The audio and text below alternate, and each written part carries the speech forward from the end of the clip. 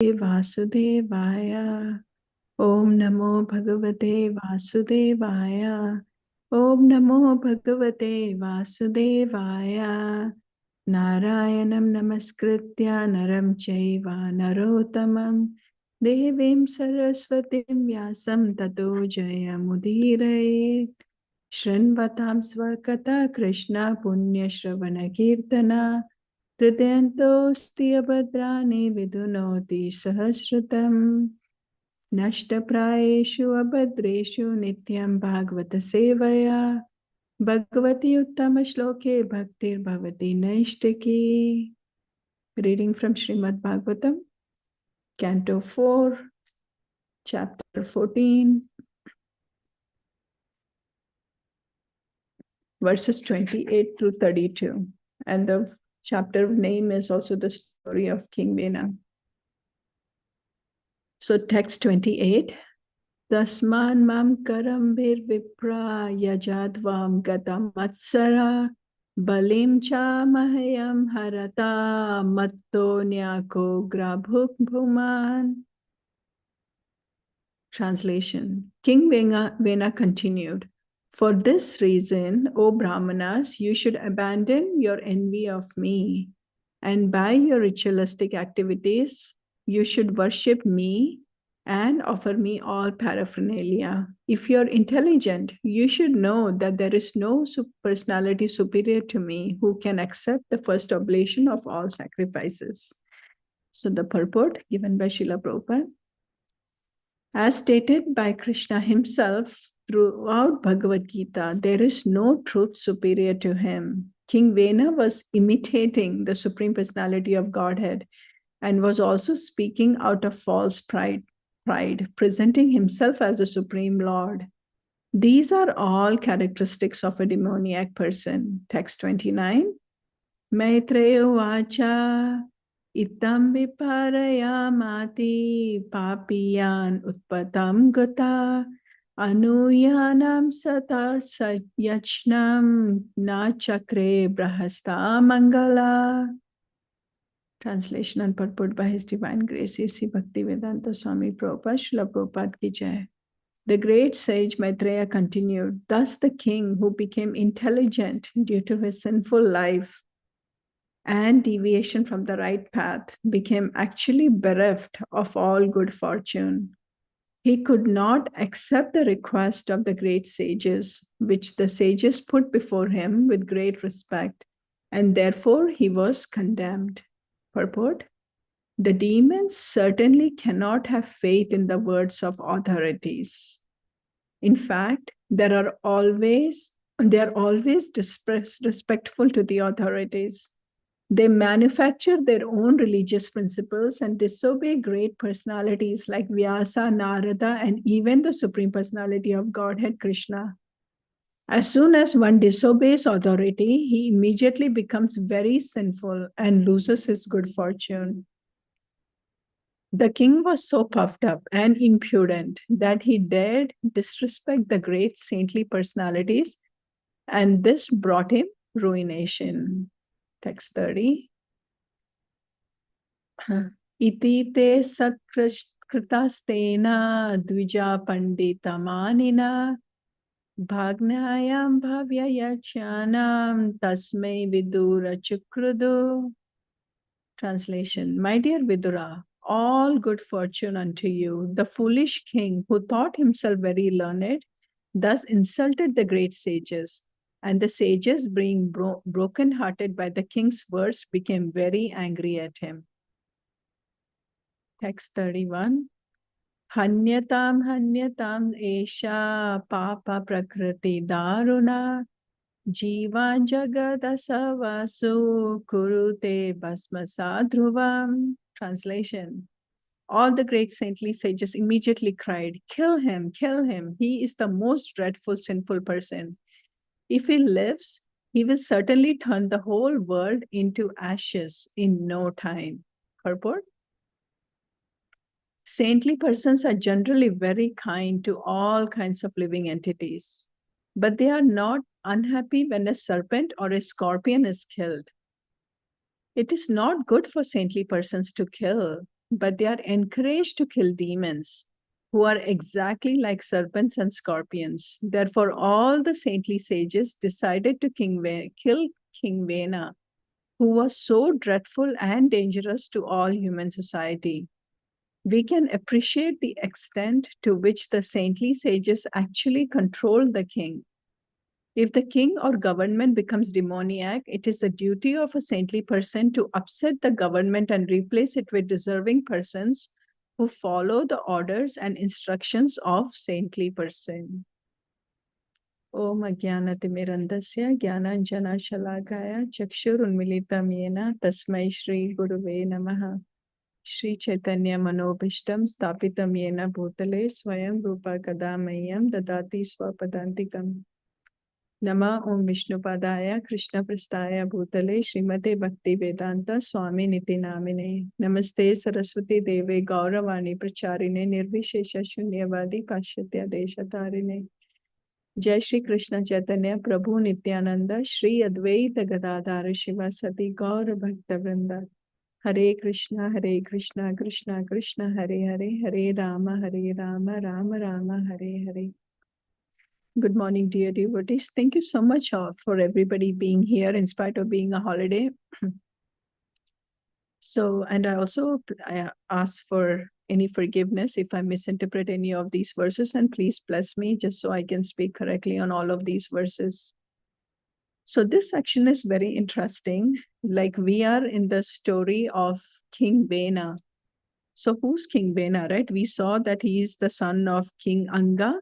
And King Anga basically saw how his son was demoniac. And then King Anga was so wanted to really get liberated and interested in spirituality. He left and he went to the forest. So now here is King Vena, right? Right from childhood, we see that he was such demoniac personality. He was actually hurting his own friends. He was killing them and all of that. Right from childhood, we saw that.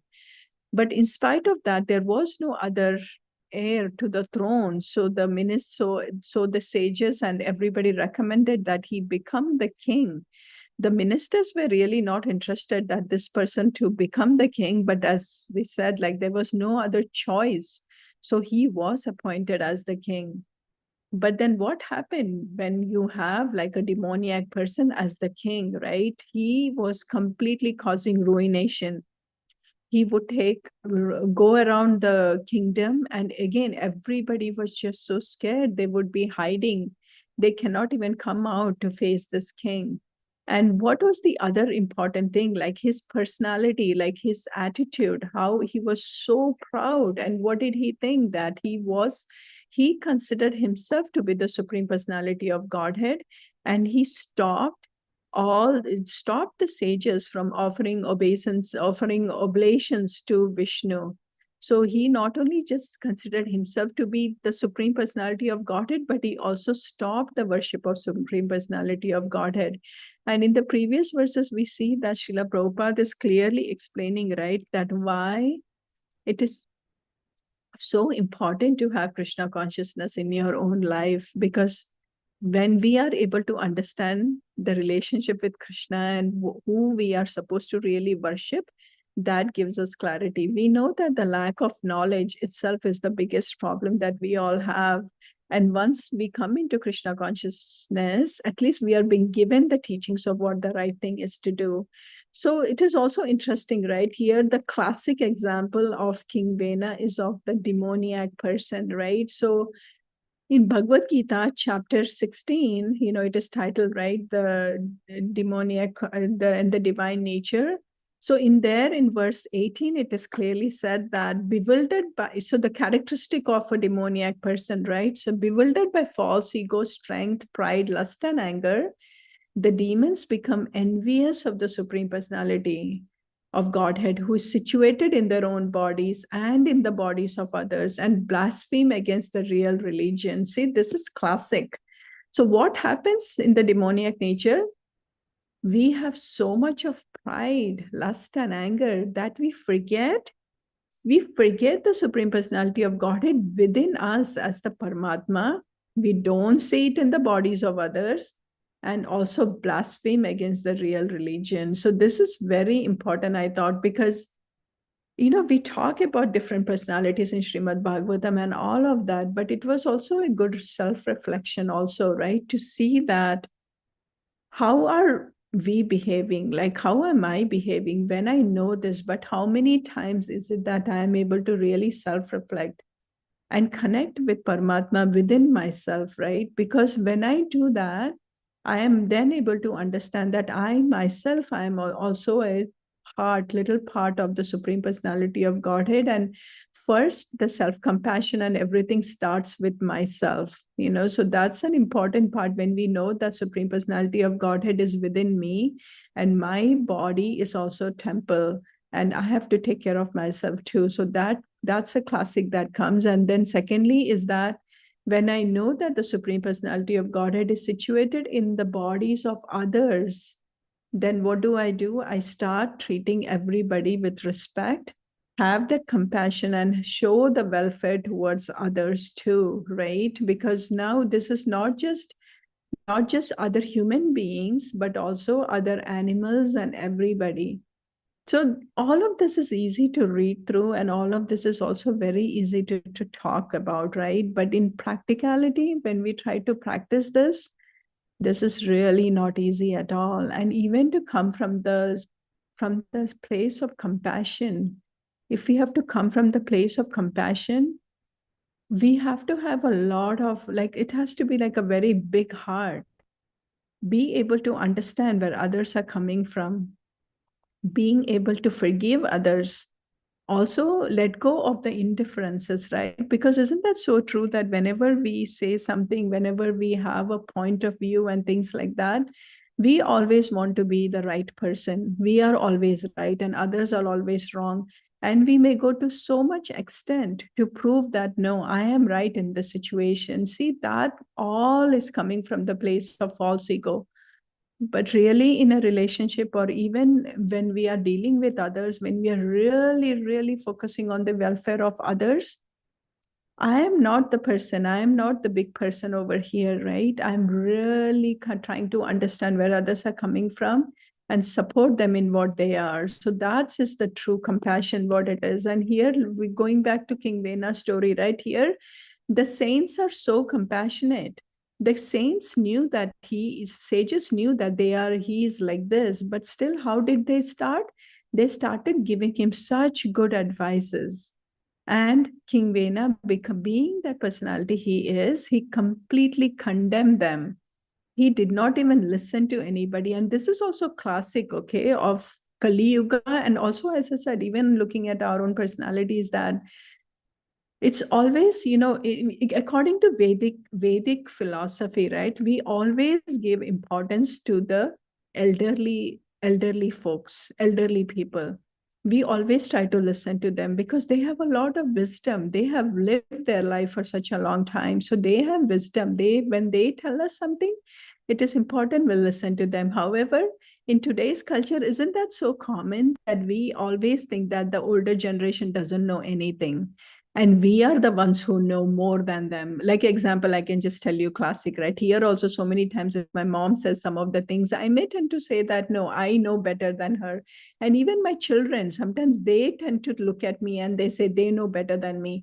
So in this new day and age and everything, so some of the technological thing they may know better than me, I'm sure about that, but then we cannot discredit the lifetime that people have lived. If somebody has lived such a long time, they have a lot of wisdom, and when they are giving us recommendation, they are giving us advice, it is very important that we do listen to them and also listen to the authorities. In the Kali Yuga especially, right? Prabhupada says that nobody listens to the authority. It is like given, like you have to rebel against the authorities, So that's some of the signs of the classic Kali Yuga that we see in today's world. So again, King Vena is representing very nice classic example of how it is in Kali Yuga. And then what happened in verse 30 is the sages were brokenhearted because they thought that the king would remedy the situation. But in spite of all of this advice, he did not. And he started really attacking the sages. And what did he say? he said that you are all acting childish. Secondly, he said that you are wanting to worship the demigods. You are becoming like an unchaste woman who goes on like a prostitute, like goes to different people, and you're trying to do that. So can you imagine, like, here are the sages giving him nice advice, looking out for him, looking out for his welfare. And here, what happens? The demoniac nature become defensive. Again, the defensive nature, right? Defensive nature, attacking nature. When somebody is giving you advice, instead of taking it all in and understanding how I can improve the situation, taking the feedback, what do? I start getting defensive and I start attacking others. Classic nature, demoniac nature. Again, as I said, I'm reading all of this and also trying to self reflect that in how many situations also we act in that format, right? And then what happened in verse 31? So all of this happened, right? The sages used Sam, Dham, Ved, everything. And finally, what happened in the verse 31 is like, okay, now nothing is going to happen. And Danda comes, which is punishment. And that's the verse where they are saying now, kill him, right? So now these sages, so think about that, right? Kshatriyas are known to cause punishment, known to, do all of that things. But these are sages. Sages are usually in the mode of goodness or even in transcendence, and they are not the ones to do all of this. But in this situation, because they care for the welfare of the society, they had to step up into this position. And again, Srila Prabhupada, very classic, he says that even if somebody is a saintly, if they see serpents and scorpions, they have to kill it, right? So that's where it is. And even the nature, what is the nature of the serpents and scorpions? They are very envious. See, have you noticed all other animals, only when you go to hurt them, they try to do something back. But however, serpents and scorpions, even if somebody doesn't do anything, just because of the envious nature, they will come and sting, they will come and bite. So that's the nature of scorpions and serpents. And in those cases, then the sages are anybody that's seeking the welfare of the society will step up, and they have to replace this king at this time. And that is what is happening in this verse. And also a story was given where Srila Prabhupada, once he was in Bhaktisiddhanta Saraswati Thakur's ashram, and then they happened to see a snake. So at that time, Srila Bhaktisiddhanta Saraswati Thakur totally advises his people to catch the snake and kill it. And that time, Srila Prabhupada gets a little bit surprised that how can a saintly person like Srila Bhaktisiddhanta Saraswati Thakur, advise to kill a snake because it is a jiva, right? It is a life. However, from this, he understood that a saintly person really, because if you don't kill that one snake, that snake might poison so many other devotees in the ashram. So he had to do the right thing. So in that, he took on the responsibility, the sin of killing a life. However, he looked at the bigger picture, that it was more important that more of those lives were saved. Similarly, in this situation also, the sages see that King Vena is a demoniac person, and it is important that he be killed in order to protect the welfare of the rest of the kingdom and the society and the lives of others. So really the important, just to summarize, is that the main thing is from King Vena's characteristics and all of that, we are to reflect what is the demoniac nature, what does that look like, having that pride, not listening to authorities, thinking I am the supreme enjoyer, I am the supreme personality, and then how do I respond to any of those situations when somebody is giving me advice? Do I become defensive? Do I attack others? How am I open to feedback? How am I open to improving myself, right? So those are some of the lessons we learn from King Vena's nature. And then the second thing is the invitation for us also to be looking at the bigger picture, caring for others, seeing Paramatma in others, and not just focusing on myself, but also caring about the welfare of the society. So these are the two important lessons that kind of I reflected upon by reading these verses. Again, thank you so much for giving me this opportunity. Please forgive me for any shortcomings. Vancha kalpatarubhyascha kripa sindhubhya evacha patitanam pavanebhyo vaishnavebhyo